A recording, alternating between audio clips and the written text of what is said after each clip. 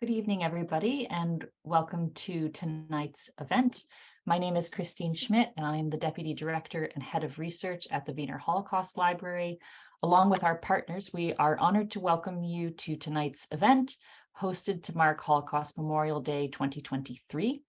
Our virtual panel will be discussing responses of ordinary people to persecution.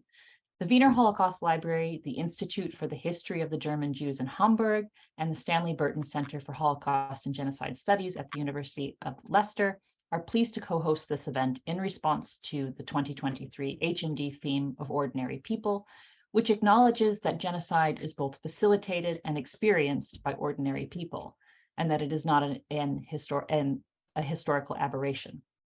This panel of speakers highlights new thinking and research about this theme, considering how Jewish persecutees responded to the Nazi onslaught in the Warsaw Ghetto, as represented in the fascinating Ringelblum archive, and about the various forms of protest and solidarity by ordinary Jews from Poland for Jews from Germany.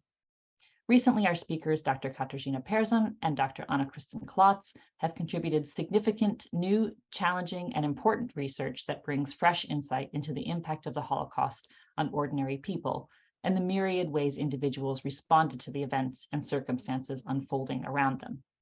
They will be joined by Dr. Svenja Betka, whose own work on the Jewish councils and Nazi ghettos closely relates to these themes as well. But before I introduce our speakers on these fascinating topics, I would like to include just a few notes of housekeeping. You will be kept on mute throughout the entire part of the program, but if you have a comment or a question, please feel free to enter it into the chat at any time. And after the formal discussion, we will try to get to as many questions as possible. We have enabled automated captioning, but please note that this is automated, and so it doesn't always reflect the words of the speaker accurately. This program will also be recorded later for our YouTube channel and for our partners' YouTube channels and be circulated amongst all of our social media accounts. So if you can't stay for everything, no worries, you will be able to catch up at another time. So now to introduce our speakers. Dr. Katarzyna Person is author of Warsaw Ghetto Police, the Jewish Order Service during the Nazi occupation, among many other studies.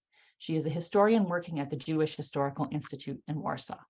She has held postdoctoral fellowships from the International Institute for Holocaust Research at Yad Vashem, the Center for Jewish History in New York City, and la Fondation pour la Mémoire de la Shoah.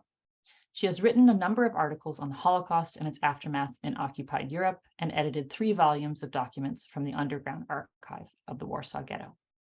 Dr. Anna-Kristin Klotz is author of Together Against Germany, Warsaw's Yiddish Daily Press and its Fight Against National Socialism, 1930 to 1941, so far only in German, but hopefully in English very soon. She is a postdoctoral researcher at the Martin Buber Society of Fellows at the Hebrew University of Jerusalem. After she received her PhD from the Free University Berlin in 2021, she was a postdoctoral fellow at the University of California, Berkeley. In addition to scholarships at Yad Vashem and the Saul Kagan Fellowship in Advanced Holocaust Studies, she was recently awarded the Irma Rosenberg Award for the Research of National Socialism by the Austrian Society for Modern History for her thesis, as well as a special distinction by the jury of the Scientific Research Award of the Polish Ambassador to Germany. They will be joined by Dr. Svenja Betka, who is Associate Professor in Modern European History at the University of Leicester and Director of the Stanley Burton Centre for Holocaust and Genocide Studies. Author of numerous journal articles and chapters, in 2021, she published Dance on the Razor's Edge, Crime and Punishment in the Nazi Ghettos. And that event is actually on our website as well. So I will be sure to link up to all relevant talks and books as the event carries on. So without further ado, I would like to hand the floor over to Dr. Anna-Kristin Klotz. Yes, then I would like to start now with the question, what is an ordinary person? And who defines what it means to be ordinary? The Cambridge Dictionary defines an ordinary person, I quote, as someone who's not different or special or unexpected in any way. But what exactly does it mean? When we talk about ordinary people in the context of the Holocaust, its prehistory and its aftermath, we usually mean the perpetrators, the bystanders, and mostly the German masses. It is no accident that 2 of the most well-known books on perpetrators of the Holocaust have the word ordinary in their title. I'm talking about Christopher Browning's Ordinary Man on the Reserve Police Battalion 101 and the Finest Solution in Poland, and Jonah Goldhagen's Hitler's Willing Executioners, Ordinary Germans, and the Holocaust. Hannah Arendt, on the other hand, spoke of the banality of evil and described Adolf Eichmann as a very ordinary man. They all, like so many of us, essentially asked the same question: how could these ordinary people commit these extraordinary crimes, horrendous crimes? There is, however, another side to the story, namely that of the ordinary people who were persecuted by the Nazis because they belonged to a minority group or didn't share their political views. And at first sight, it doesn't seem obvious to consider the victims of the Holocaust also as ordinary people. But when we think about it, it seems just about right, as the victims of the Nazis were mostly also ordinary people working ordinary jobs and having ordinary lives. There were teachers, social workers, tailors, students, mothers, fathers, and children whose lives and daily routines were violently interrupted by the Nazis. And however, many of these ordinary people who would become victims of the Nazis did something that was not ordinary at all. They resisted. And today I want to speak a little bit about the manifold and various ways that Jews in Poland, especially in Warsaw, responded to the increasing persecution of Jews in Nazi Germany between 1933 and 1939 by focusing on the various forms of protest and the direct help which ordinary Polish Jews offered to Jewish refugees from Nazi Germany from 1933 on. And I will show how they, who would themselves would later become victims of the Nazis and who are often still viewed and portrayed only as an anonymous mess within the realm of their limited possibilities, achieved some extraordinary things. So the question, while civil society and especially the press did not cry out louder against the persecution of Jews in Nazi Germany, has been thoroughly discussed in Western European, but also North American academia since the early 1960s, but we still don't have an exhaustive answer. And one main reason for this might be that we just weren't looking in the right places. Until rather recently, research on reactions on the rise of National Socialism and the beginning persecution of Jews focused mostly on non-Jewish reactions like intellectuals, journalists, or diplomats in North America and Western Europe. A lot of crying out loud, however, took place among Jews in Central and Eastern Europe, who, although many of them were fluent in several languages, mainly spoke and wrote Yiddish, the mother tongue of more than 10 million people, and a lingua franca throughout the Eastern European Jewish diaspora, and above all, a language of the so-called ordinary people.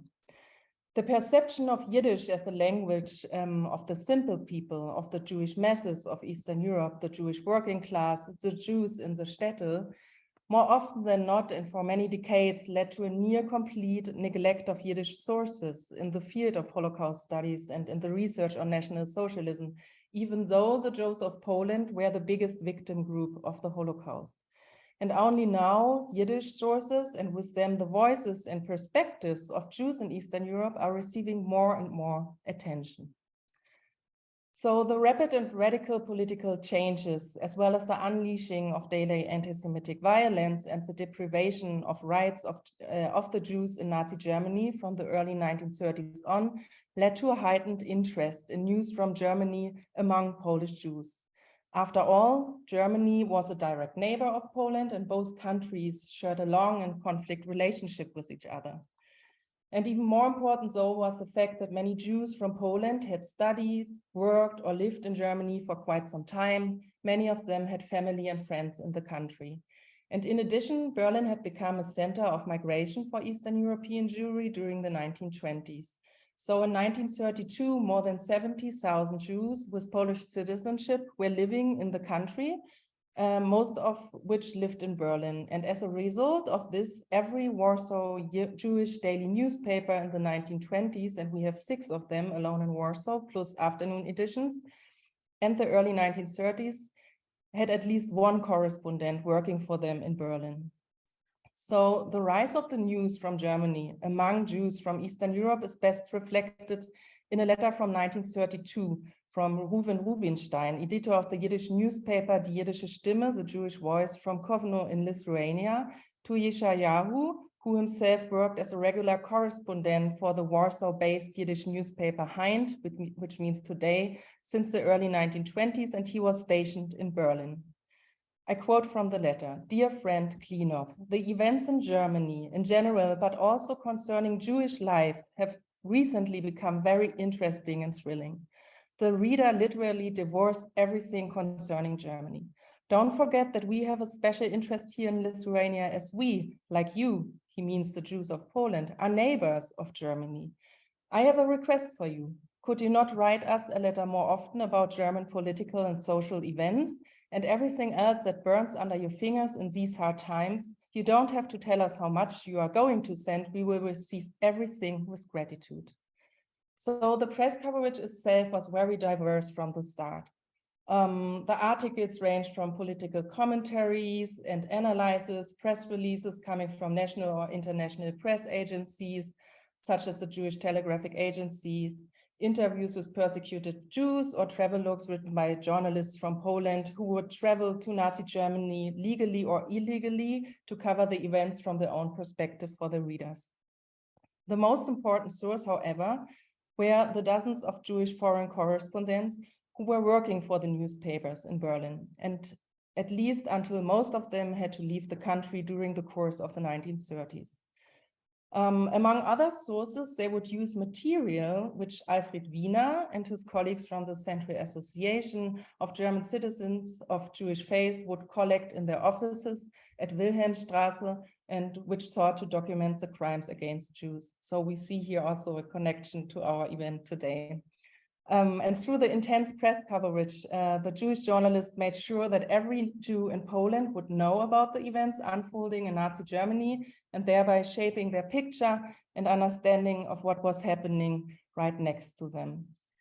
So the growth of anti-Semitism in Poland, as well as the confrontation with and the threat posed by the Nazis, produced a historical constellation that led different Jewish politicians and cultural activists, who often stood on different sides of the political barricade in heated discussions around topics like migration or Jewish identity in Poland, to put their political struggles aside, at least for the time being, in favor of a more or less pronounced policy of alliance. And at the end of March 1933, and shortly before the statewide boycott and demolition of Jewish shops and private houses in Germany on April 1st, members of the Jewish cultural and political elite came together in Warsaw to call for a first nationwide protest meeting. And as a result, 1,000 Jews from all over Poland gathered on March 27 at the Nowości Theater in Warsaw in order to organize a boycott against German goods, setting an example for Jews and non-Jews alike. And although the Polish government had forbidden demonstrations against Nazi Germany in the public sphere during that day, many Jews did not follow the ban and orchestrated rallies in several parts of the city, including at least one in front of the German consulate. And according to the Yiddish newspaper Der Moment in Warsaw, alone more than 6,000 Jews joined the protest on that day in one way or another. And this protest and boycott, although it was initiated by the political and cultural elite, would have never been successful if not for the thousands of ordinary Polish Jews who responded to it, called to action, and who carried the boycott. And the foundation of several dozen protests and boycott committees all over the country testifies to how widespread the movement was and to how many people were directly involved. And until 1936, when the protest movement came to a first halt due to repression by Polish authorities, but also due to some general protest tiredness, we find evidence of various creative forms of civil disobedience, protest, and boycott, all of them orchestrated by ordinary Jewish people. And apart from the actual boycott of German goods, the various protest and boycott committees organized, as we already heard, rallies, demonstrations. They organized public lectures by Jewish journalists and politicians who had lived or traveled Nazi Germany and could give firsthand accounts. And according to sources by German secret agents, these events were usually overcrowded. And the most important task of this committee was, however, to make sure that each and every Jew in Poland would know about the boycott and would follow it. So therefore, the committees would use Yiddish newspapers or other magazines as a communication platform in order to send out informations about meetings, but also about lists with products from Germany, which should be avoided and boycotted. And two of them we see here. In the left corner is the central boycott magazine called Unser Abwehr, Our Defense, and one magazine from the anti-Hitler committee of the Jewish Labor Bund. But we see also two announcements of lectures about Nazi Germany by the Jewish journalist Bernhard Singer and the politician Henrik Ehrlich. And in the corner, we see the official boycott stamp, and by buying it, one would donate to the press movement and show that he or she was supporting the boycott. In addition, the boycott was extended to encompass to the cultural sphere, and books, movies, theater, and music productions from Germany, as well as events with German artists, would also be boycotted. One example of protest is a campaign which was directed against the performance of the German musician Wilhelm Backhaus at the Warsaw Philharmonic. In the context of the German-Polish non-aggression declaration from January 1934, the director of the Philharmonic Orchestra was urged by the Polish government to include several events with German musicians into the program. And the concert by Backhaus was the first of its kind and was intended to celebrate the new political friendship between Germany and Poland. And Jewish journalists and other organizations demanded really soon a cancellation of the concert, and Jewish volunteers would help distributing leaflets and posters near the Philharmonic Hall in the days before the planned performance, urging potential visitors to refrain from attending the concert. And over the course of this, also several young Jews would be taken into custody by the Polish police. And one of them, his name was Majakowicz, tried to throw a stink bomb on the stage, actually. And the protest was successful, as it not only created a huge public scandal, but according to several newspaper articles, the concert hall also remained largely empty on the day of the performance. And when also the seats of the scheduled follow-up concerts remained empty, the German embassy refrained from organizing more concerts with German musicians at the Philharmonic. And here we see some other materials which came directly out of the protest movement and which circulated in Warsaw and other Polish towns. Among them, we see two leaflets calling for boycotting German movies, as well as some posters announcing and propagating the boycott. Then we have a front page from Hind, which was devoted to boycott the visit of Joseph Goebbels to Warsaw in June 1934. So the cultural boycott was in large part the product of ordinary Jewish people taking things into their own hands, and their efforts had also measurable effects. At the export of some German companies at least declined sizably between 1933 and 35, and German cultural enterprises who operated on the Polish market, such as the film production company UFA, were harmed significantly. Parallel to the unfolding protest, a solidarity movement and infrastructure to support Jewish refugees from Nazi Germany who found their way to Poland from February 1933 on was set up in the whole country. In June 1933, a first nationwide conference of Jewish aid committees for Jewish refugees from Nazi Germany took place in Katowice. 46 delegates from 46 committees all over Poland participated in the conference, and there they discussed how to best handle and support the incoming wave of Jewish refugees and ex-police. Jewish and non-Jewish sources alike speak of around 8,000 Jewish refugees who reached Poland from Nazi Germany between 33 and 34 only. And although most of them had a Polish background, many, if not the majority, hadn't lived in Poland for several decades, and some of them weren't even born in the country. So they lacked the necessary language skills and networks in order to make a living in Poland. This is when the Jewish community stepped in. The work of the aid committees was coordinated by the Vereinigter Komitee für die Politik von Deutschland, so the United Central Aid Committee for the refugees from Germany, and it was based in Warsaw. At the core of their work was the documentation and registration of the refugees, as well as helping them to adjust and finding housing and work. And here we see the founding declaration, one of the registration forms they filled out together with the refugees, and a list of tables for donations, like donations tables, which were set up in various streets in Krakow. And in addition, the aid committees provided the refugees with clothes and other material necessities, organized language classes, and supported them in obtaining visa documents.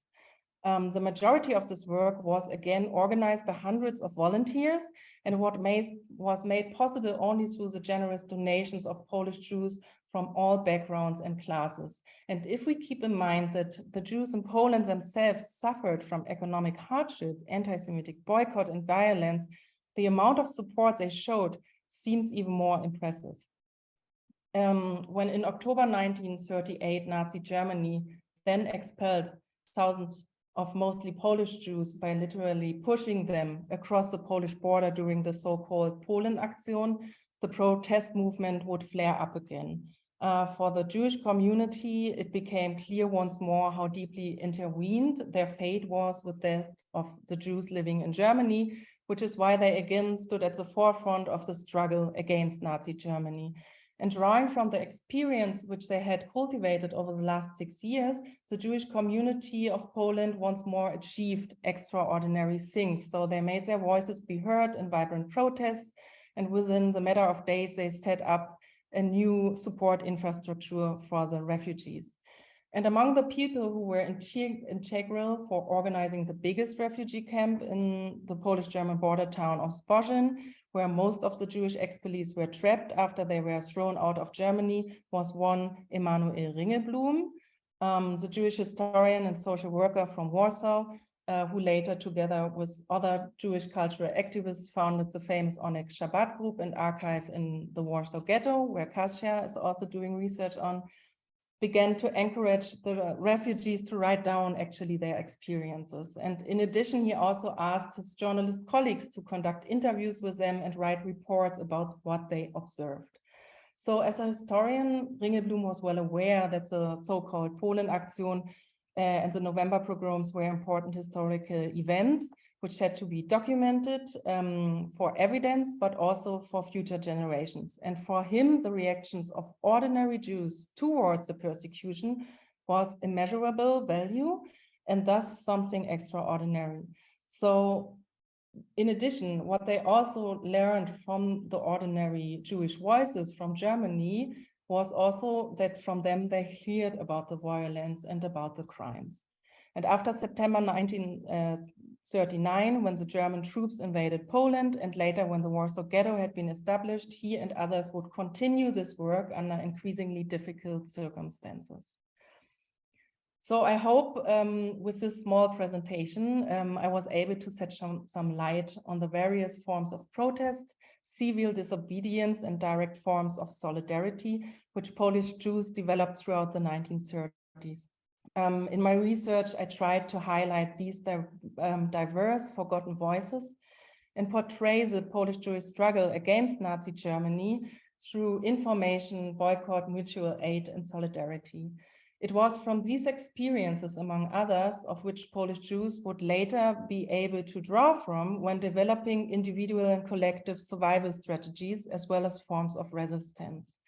And looking at the prehistory of the Holocaust can help us to understand that Polish Jews, the majority of the later victims of the Nazis, have been affected by the Nazis' policies on many levels already from 1933 on. And they understood this and acted accordingly. And if we have a look especially at Yiddish sources from this area, we find proof that resistance to anti-Semitism and National Socialism persecution was actually a mass movement. The committees they organized and the spontaneous forms of protest and solidarity, as well as the efforts to record the violence they were perceived by the victims themselves, have long been overlooked because we maybe didn't look in the right places. So with this saying, it did not only distort our understanding of the prehistory of the Holocaust a little bit, but we also, I think, missed out in a very important lesson that still resonates today and resonates today with our topic. Mainly, if ordinary people, when they are coming together and act together, they can achieve extraordinary things. Thank you. Thank you so much for that, Anna Kristen. Thank you. We will now hear, it's actually a perfect segue to Kasia's work. So I will ask Kasia to take the virtual floor. Thank you. Thank you so much. And thank you for having me. And also thank you, Anna, for this wonderful paper, because it does actually link so beautifully, even though we've not arranged that, but it does. Because my presentation starts exactly where you left off, with Manuel Ringelblum. That's really wonderful. With Emanuel Ringelblum in the autumn of 1939, so the moment he comes back to Warsaw, and starts the new chapter, very clearly following what he did before the war. So Emanuel Ringelblum was a teacher, a historian, a social activist, maybe not in this order, maybe a social activist mostly, and then a historian, and then a teacher, and an organizer and a doer, a man of the people. And Emanuel Ringelblum, who in the autumn of 1940, so the moment of the closure of the Warsaw Ghetto, is setting up the Ringelblum archive, the underground archive, the Warsaw Ghetto, and beginning a collection, an archival collection, which becomes undoubtedly one of the key collections regarding the Holocaust as it happened, the archival collection about the Holocaust, but also possibly the key collection, which speaks about the quote-unquote ordinary experience of the Holocaust. And the work of Emanuel Ringelblum lasts from the closure of the ghetto, so from autumn 1940 until early 1943. And there's three stages of it, three stages which are overlapping. The first one is collecting documents, so collecting as diverse as possible source base to one day write history of the Holocaust. The second stage is actually writing it, so using those sources to write a comprehensive story of Jews in Poland, persecution of Jews in Poland. That stage is called 2.5 years because it begins in early 1942 and it's meant to document 2.5 years under the German oppression. And the third stage, which begins roughly at the same time, is about dissemination. It's about informing the world about what's happening. It's linked to the beginning of Action Reinhardt and information coming to the Warsaw Ghetto about the persecution of Jews outside of Warsaw, about the first death camps. And that information is gathered and processed by Ringelblum and his associates. And then in newsletters and various other types of publications, it is sent to via Polish underground channels and Jewish underground channels abroad to London. So these are the key elements of the Ringelblum's work. The work, as I said, lasts until 1943. The first part of the archive is hidden in the summer of 1942, the second part in early 1943. They are uncovered in 1946, the first part, 1950, the second part, and they very quickly become a collection of extraordinary significance. It's used in the first post-war trials of Nazi perpetrators.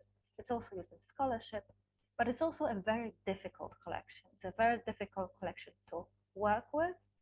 It's a very difficult collection to write about and to process and to understand from today's perspective. And today I'll try to briefly tell you why this ordinary experience of the Holocaust is not necessarily the easiest to absorb. The first, the strongest element of the Ghetto's archive, possibly the most important document, the most important element of the Ghetto archive is its diversity. It is diverse most straightforwardly because of the diversity of documents which are included in the archive. And these begin with, as Anna said, with interviews, oral history interviews of deportees, refugees reaching Warsaw, and then school essays, various types of documents which are being gathered, such as newspapers, Polish, Yiddish, German, official and unofficial newspapers, which are gathered by the archive, and you can see one of them here. Letters which are coming to Warsaw and which are being sent out of Warsaw as well. Pictures and various types of drawings which depict the reality of ghetto life.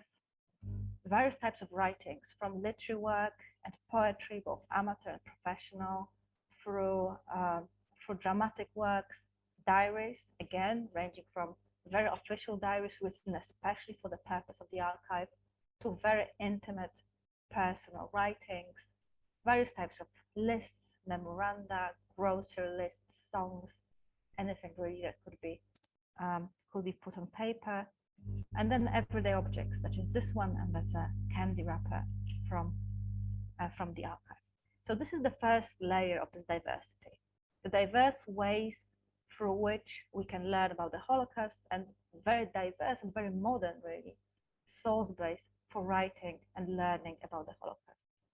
But the second aspect of it is the diversity of voices which are contained in the archive.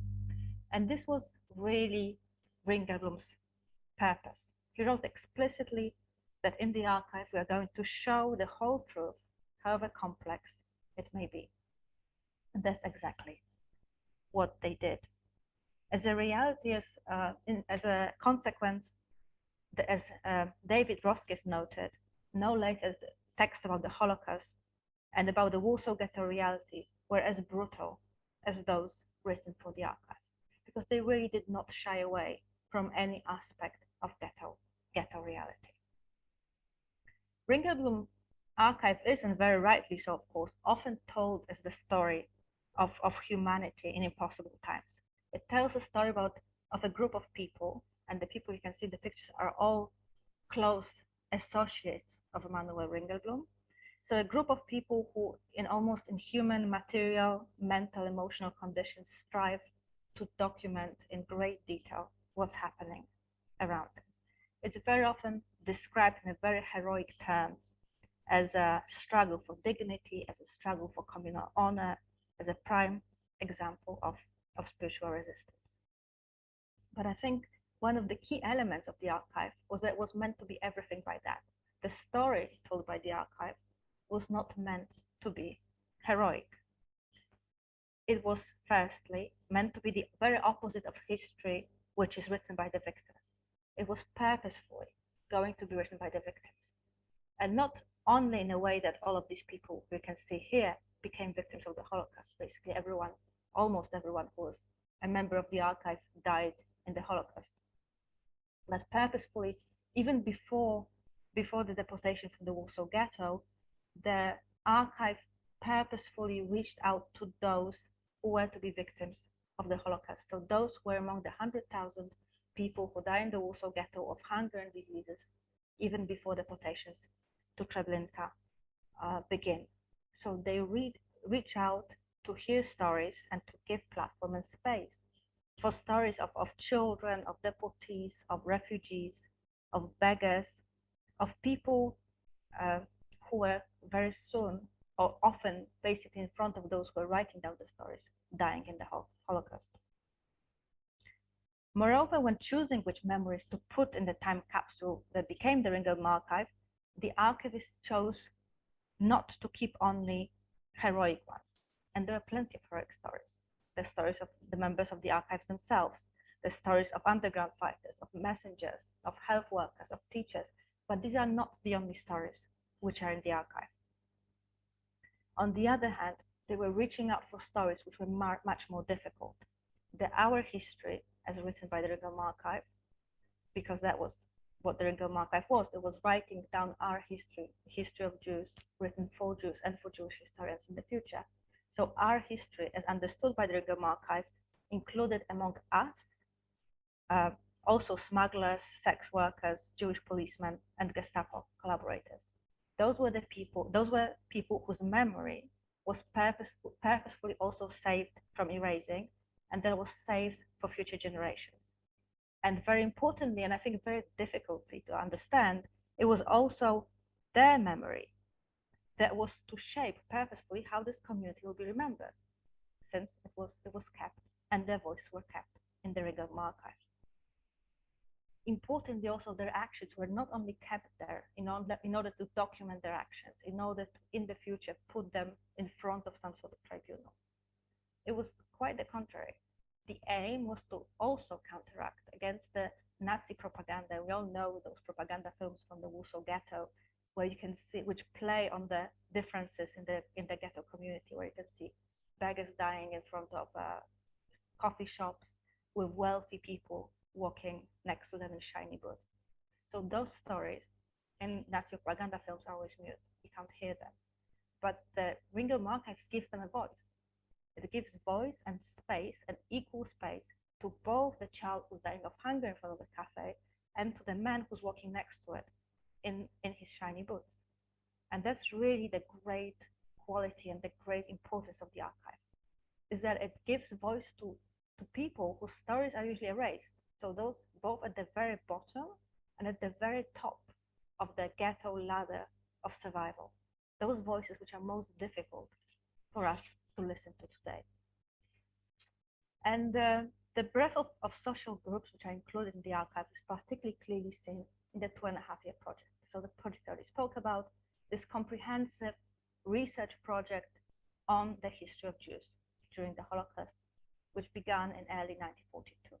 So the aim was to look at very broadly at history of Jews by dividing sociological demographic phenomena of the Warsaw Ghetto into smaller topics and commissioning a writer to write about each topic. The vast majority of topics were never really written about because, as I said, the project begins in early 42. That's the time of the beginning of Action Reinhardt. In the spring of 42, of course, Warsaw Ghetto was already endangered, and very soon after, the deportations begin. But we do have some topics which were actually finished and carried out. And one of them, and that's the one I would like to speak about more today, is the topic of women in the Warsaw Ghetto.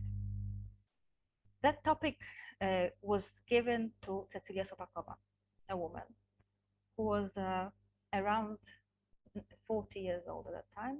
She was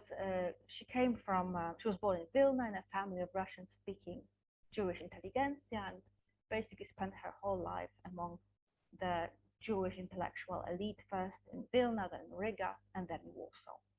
She herself was very accomplished. She was a writer, contributor to Nasz Przegląd, an important Jewish newspaper. She was also a very accomplished translator. She translated Dubnov from Russian into Polish.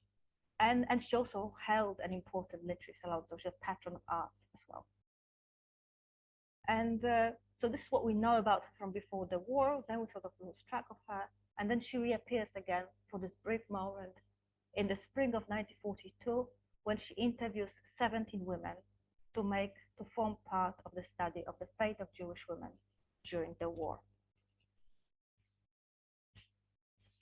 Even though Sopakowa has, of course, access to the highest levels of Jewish intellectual elite and could really speak with with female leaders in the field and female women writers and social workers and activists, she chooses to speak to everyone. So this is from the very beginning meant to be a very comprehensive project. And this list you can see here is a transcript of her notes, where she was making notes of women that she would like to speak to as part of her project. So as you can see, it is very comprehensive, it's very varied, and indeed some of them she does manage to speak to in her project. And when we look at this essay, there's two aspects of it which very closely follow the work of Ringelblum archive. In the past of women she speaks to. So she's trying to speak of the pre-war experiences as very clearly conditioning who they became in the ghetto. And this is very rare and this is very important, especially when it comes to those women who are at the bottom of the ladder of survival. So when it comes to women who work as servants, as cleaners, as who are refugees or deportees, or who are, selling vegetables on the street. Because by giving them space to talk about who they were before they became this walking skeleton on ghetto street, she truly, in a way, I think, attempts to give them back their humanity. And this is something they are really keen on too. When you read those interviews, you can see that they are very, very keen on marking who they used to be before the war, who they truly and really are before they ended up on the ghetto street. So this is very important on many levels. And the second aspect of this discontinuity. So showing the novelty of the experience, to what extent it's new, how new social structures are being created in the ghetto, and how this particular woman's experience fits within those structures. And she starts her essay very matter-of-factly by writing, "Today, with the war underway, it's difficult to provide a comprehensive and objective evaluation of the role of Jewish women in shaping our wartime reality. Such an evaluation can be done from a historical perspective. My direct observations and my analysis of the facts of their lives allow only certain general conclusions. One thing seems undeniable. The war has predestined the Jewish woman to be the provider of life, and the overall balance of her achievements and contributions in this is positive." And indeed, this whole essay is actually very non-heroic. So those women are not described as heroes. Their aim is not to fulfill some purpose or a noble end. What they're trying to do is survival. They all make choices they do, or they get pushed into those choices by the situation in which they find themselves, and they simply trying to survive. And I'll show you, well, 3 stories to show you how Sopakova frames it. Of course, you're very welcome to read the whole study, which now translates to English as well. And the first one I'd like to speak about is Mrs. F, who was a smuggler, and she does have extremely complicated story, because she's first a trader, and then she's involved in smuggling, various types of smuggling. She constantly comes into danger, then she's pregnant, and then she keeps smuggling. So there's a lot of very difficult situations in her life. And Słopakova, when writing about her, writes, "Mrs. F got used to sharp zigzags in her daily existence with a kind of fatalistic acceptance. She developed a philosophical approach to life, typical for many Jewish women today. She claims, everything I have to bear is necessary evil. I have to survive. After the war, I will make up for my losses." Mrs. F faces all the adversities standing in the way of her survival with courage.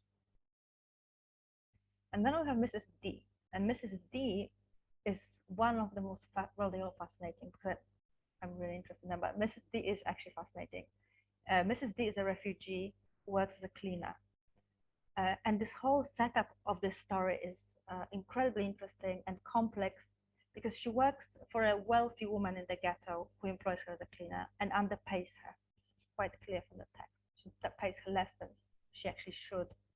And one of the first scenes that opens this essay, this part of the essay, is the woman who employs her is looking through a window as eating rubbish, because every day she's given a task of throwing away rubbish. She goes to the bin and she eats it on the way because she's starving.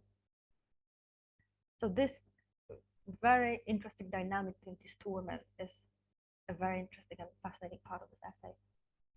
And in this scene, Mrs. D is cleaning the flat and talking to the woman who employs her.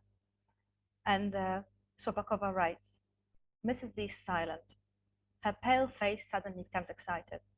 She stands half inclined, washing the top of the cupboard rhythmically. Suddenly she stands up, turns towards the madam, and shouts out, 'Madam, I want to survive this war so much.'" And the third person, which possibly my favorite, is Mrs. H. And Mrs. H is a bit different, because they're all so different. Mrs. H is 30 years old, coming from lower middle class, as Słopakova writes, but you can't tell because she married into a wealthy family. And she did very well for herself, because before the war, she works as a director in a big company in Warsaw. Mrs. H loses her apartment very early on during the war, and her husband's wounded, so she has to support her husband. Like basically all the women in those stories, they have to support the whole family. And Słopakova again writes very matter-of-factly, and clearly shows, the way in which she writes. She writes, "The laws of life are merciless. Either you want to live, no matter what, or you die. Mrs. H wanted to leave, and she started looking for a job. And then she tells this whole story of Mrs. H looking for a job, where in the end, as you can see in this passage, she's offered a job in the Judenrat, which she gives up, so her husband can take it, and she herself takes up a job as a waitress, which is extremely physically taxing, but which allows her to support her family because she makes much more than her husband. And in the end, to sum up this essay, Swapakova writes, the sense of duty is one of the major driving forces of the Jewish woman's activity. The telltale Machiavellism of her life also stems from her feeling of duty. It manifests in the extremely wide range of her stances, from heroic idealism to down-to-earth egoism, or even deprivation. And indeed, Swapakova in her essay shows women which in her mind represent all these reactions and all these stands during the Holocaust. But what is key here is that she gives them all a voice, and she gives them all a platform equally to express themselves and to tell their own story in their own voice. And even though it's really are snippets of their lives, because they're all frozen in the spring of 1942, we don't know what happens to any of them. They all disappear. We don't know how they die. We assume they do. But we don't know how Mrs. H died or when Mrs. D died. If she died before the deportations or if she was one of the first to go to Treblinka. We don't know that. If Mrs. H went alone, if she went with her husband, if she was taken from the cafe where she was working. We don't know anything. But the very fact that they are given a voice and they allowed to speak to us at this one moment of their life is really the true wealth and importance of Ringelblum archive, and really the importance, I think, of reading documents which were written during the Holocaust. Thank you. Thank you, Kasia. That was fantastic. I would like to now turn the floor over to Dr. Bethke. I think I'm changing the spotlight. There we go. Hi, Svenja. Hi, and I hope I'm unmuted now. Yeah. Can you hear me? Yeah. Yes, thank you so much, both Kasia and Anna, and I also agree that these two talks really tie nicely into each other, and I will comment a little bit on what I think kind of transpires in terms of key themes, and then I have two questions, and then we will open the floor for further questions from the audience.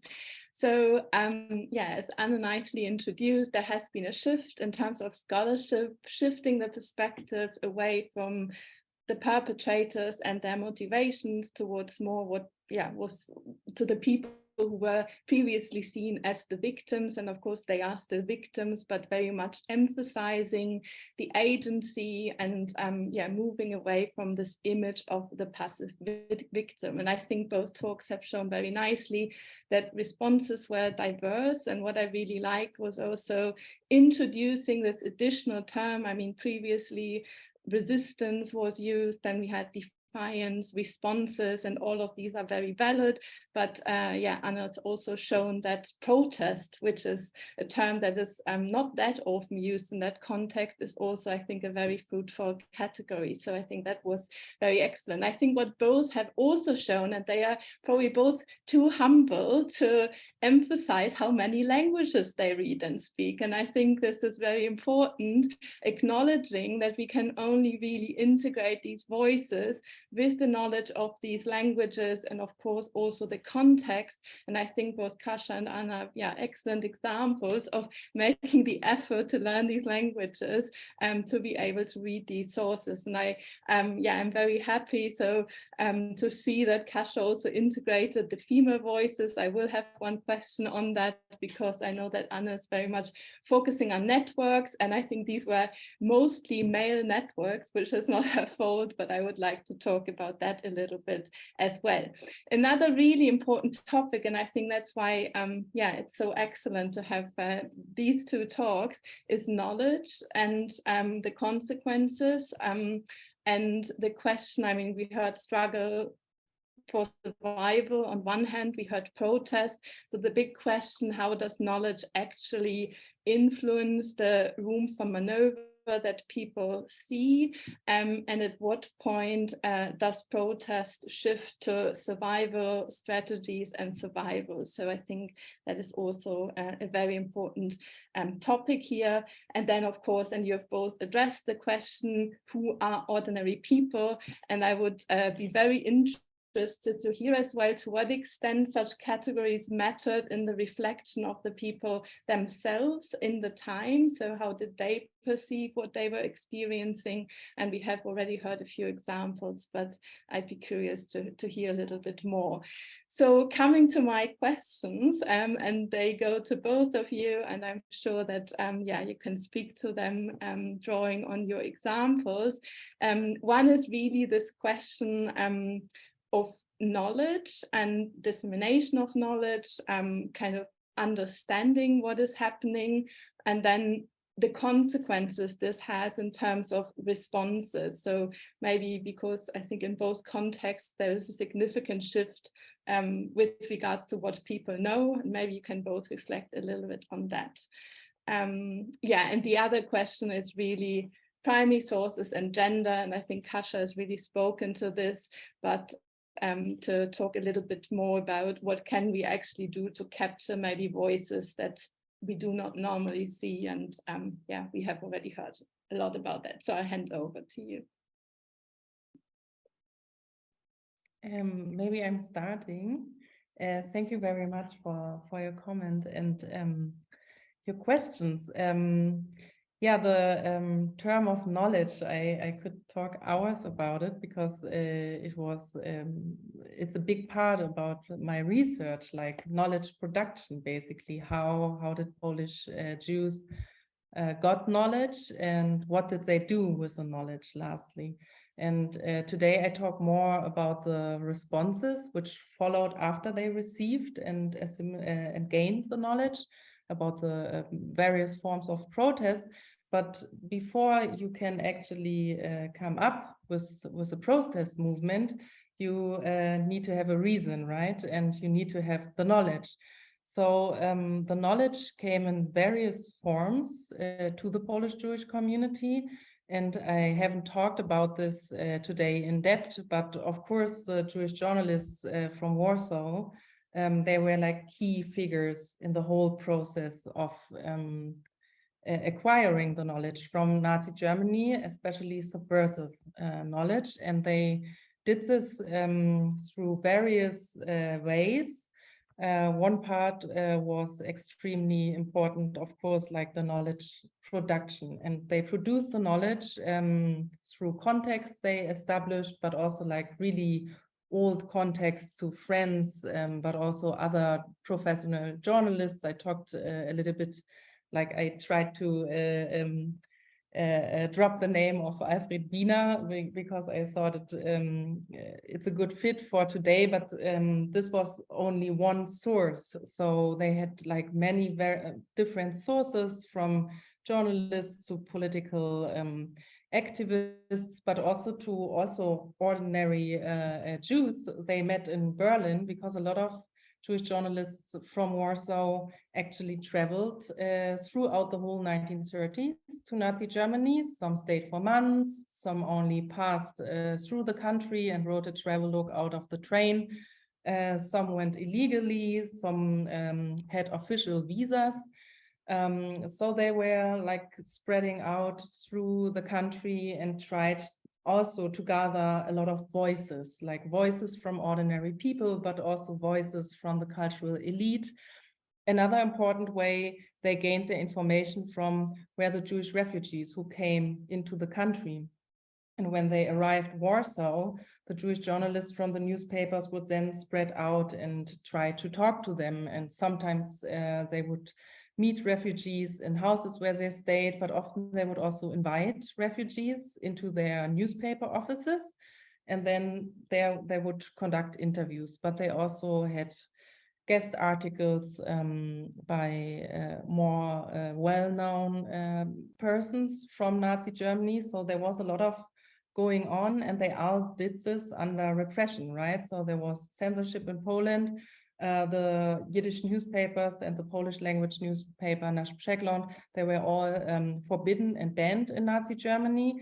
I also found a lot of evidence in the archive of the foreign ministry in Germany that journalists were usually observed when they came to Nazi Germany, and that also Germany did a lot to suppress critical knowledge and the knowledge production in Poland, because they also figured out pretty early that Jews in Berlin would start to dig up the Yiddish newspapers because they could read it, and get their information from the Yiddish newspapers from Warsaw, in Berlin actually also, and it helped them a lot. So they did many things to acquire subversive knowledge. So I think this was the first step. The second step then was to analyze the knowledge they acquired and came up with ideas how to understand National Socialism and anti-Semitism. And the third step was to transform this knowledge into a protest movement and solidarity movement. So I think this is like, these were the three main steps. And yeah, of course, like knowledge and knowledge production and the exchange of knowledge, it's a crucial step to make sense of your world and to make sense about what is happening in your environment in Poland and Germany. So it was really important. Without the knowledge, there wouldn't have been any protest. Regarding the question of gender, Kasia will speak a lot about it. I can only say, yes, it was a male-dominated world and a male-dominated movement, especially from the Yiddish newspapers. But we have here and there female writers. Rachel Auerbach, she was also like a main figure in the Onek Shabbat group. She was the only female journalist I found articles who wrote about Nazi Germany in a really analytical and highly theorized way. And I integrated also these reports and articles of her. But we also have, regarding the protest movement, we have, for example, a female protest committee and a female aid committee also, and they would like gather clothings for refugees and other donations, for example. So here and there I found small examples, but basically it was a male-dominated movement, that for sure. Yeah. Thank you. And yeah, it's really wonderful how it all fits together. This is really incredible. Because of course, Rachel Auerbach and other Jewish writers and female Jewish writers and intellectuals are then a very important part of the Ringelblum archive. So in terms of gender history, they are the ones who shape the archive also intellectually, and who give, come up with outlines of research, and who come up with new venues of research. So these are the voices which are incredibly important in terms of archives intellectually, but also, of course, the other women who are there, the women who are normally silent, who become an important part of the archive and whose voices are so unique. And these are women who are also, who I mentioned in terms of Sprakowa's essay, so women who are sellers, waitresses, sex workers, or cleaners. But these are also teenage girls who are given a voice, who are working as carriers in refugee points, and who write an incredibly interesting collection of reports from those refugee points, where they're looking after children, and they're meant to be carriers. In reality, they are children themselves. They're all teenage, and they try to make space for those refugee children to learn and to have a moment of reprieve from reality. So they're also extremely diverse collection of women's voices in the archive. The archive is also a very important collection when it comes to gender-specific violence, including sexual violence as well, because it is tackled quite openly, I think, in the archive. And it's interesting in terms of how the archive was read after the war, and at what point after the war, people were actually ready to read those bits. At what point exactly in early 2000s was Słapakowa's essay first published, and at what point did editors stop cutting out those bits about gender-specific violence from, for example, Ringelblum's notes and other publications from the archive? So the issue of censorship of this specific part of experience of the Holocaust from the subsequent publications of documents from the archive in Polish, in Yiddish, in English, French, is also something that's fascinating, and it's a story of itself. The archive is, of course, also a prime source when it comes to knowledge about the Holocaust, because it's written there. It's not written after the war, it's not written after the beginning of the deportation. People who contribute to the archive don't know what's going to happen. So we can very clearly see that thought process. We can very, very clearly see the exchange of information through letters coming to the Warsaw Ghetto, through reports of messengers, from reports from the underground newspaper, ghetto newspapers, which are all collected in the archive, how this information is reaching the ghetto, how it's being transformed, and how people are trying to make sense of it as well, which is another really interesting aspect of it.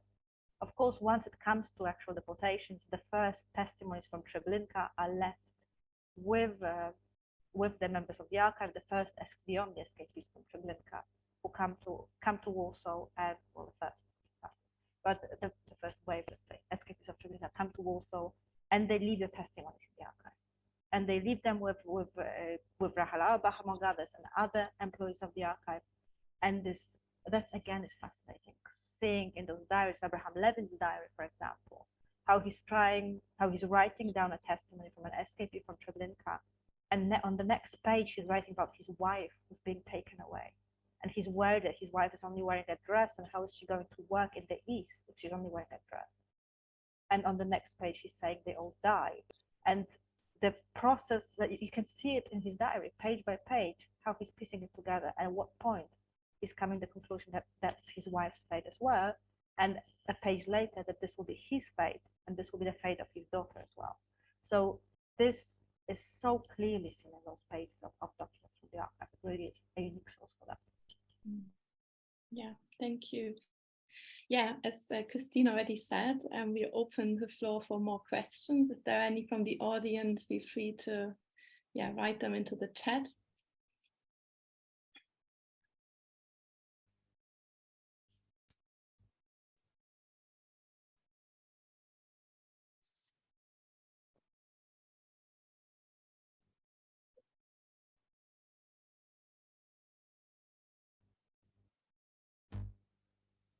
I have another one. I mean, if no one wants to ask anything.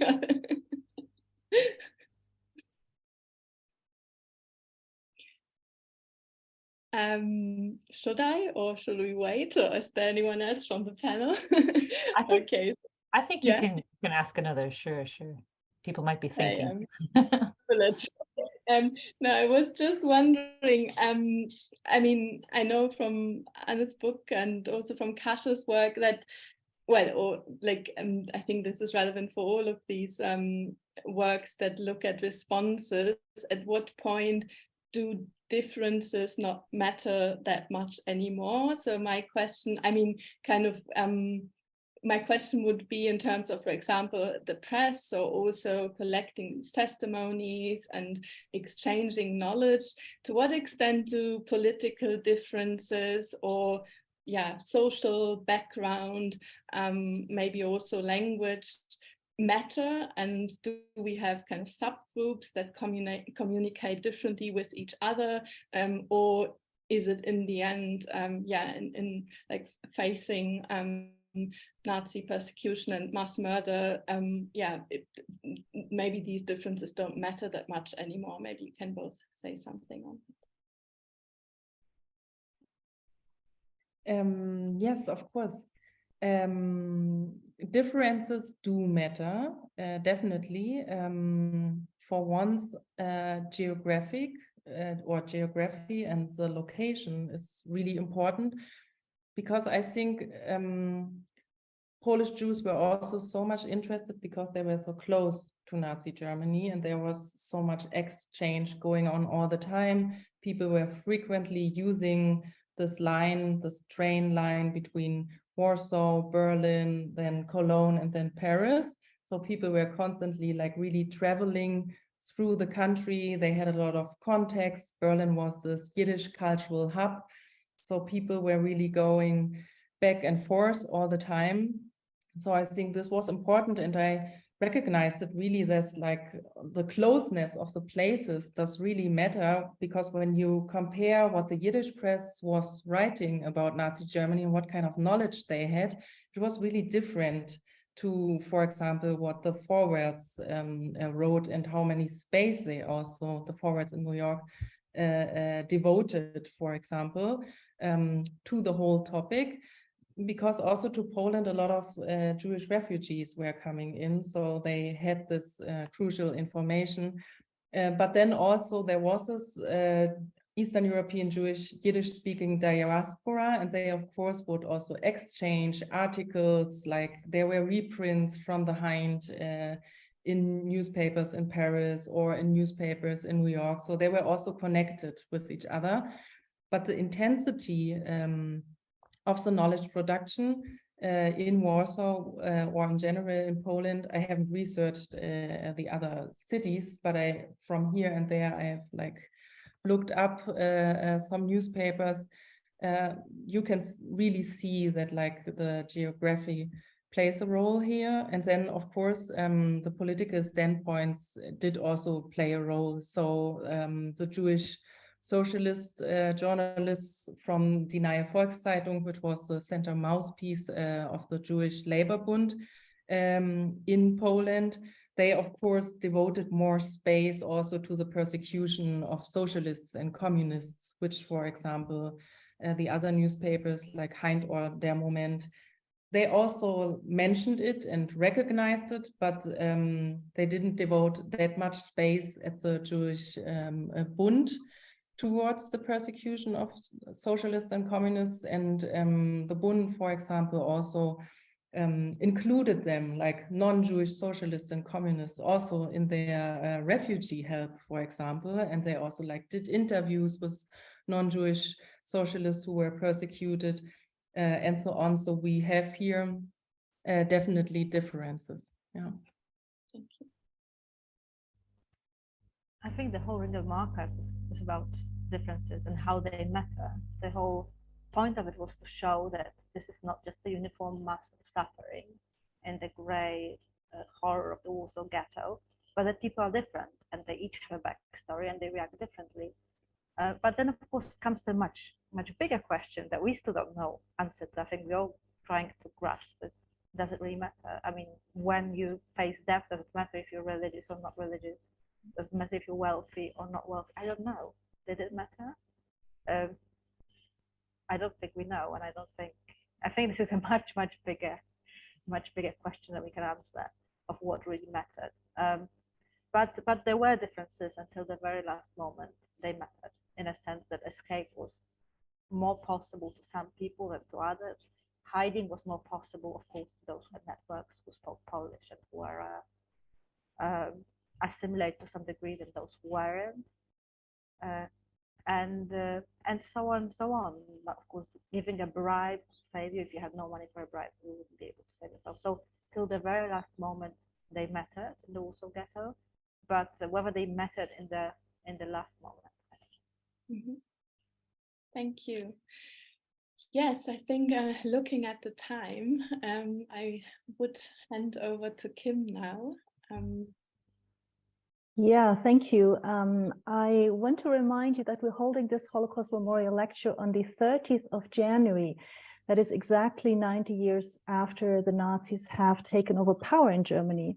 And this day interrupted ordinary lives, and it challenged all people really to take a stand. And we've heard tonight about some very impressive examples of early protests against the Hitler regime. So I was impressed that both of you spanned this whole period from 1933 until the end of the war.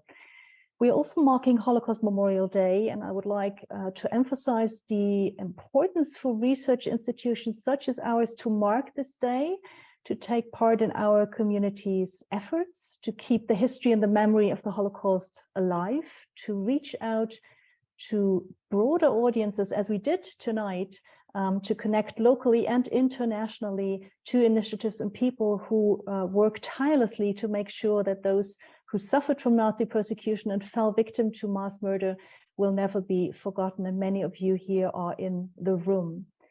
The people who inspire us, the survivors and also those who did not survive, the eyewitness, inspire us really to carry this mission into the future. And all of the people we heard about tonight were the first researchers really on whose courageous work to document and to prosecute Nazi crimes present-day Holocaust study stands.